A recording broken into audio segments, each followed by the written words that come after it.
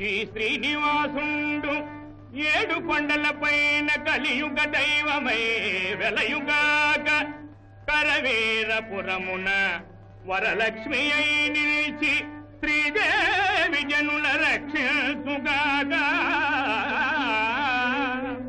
మంగాపురంబున మంగళ ప్రదయముతు పద్మావతీ దేవి వరలుగాక పుణ్యమూర్తి వకుల పూల దండగ మారి శ్రీనాథు గణసీమ చేరుగాక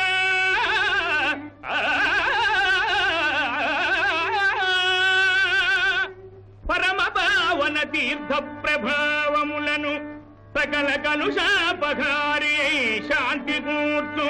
తిరుపతి క్షేత్రమీ దేవదేవు మహిమలదు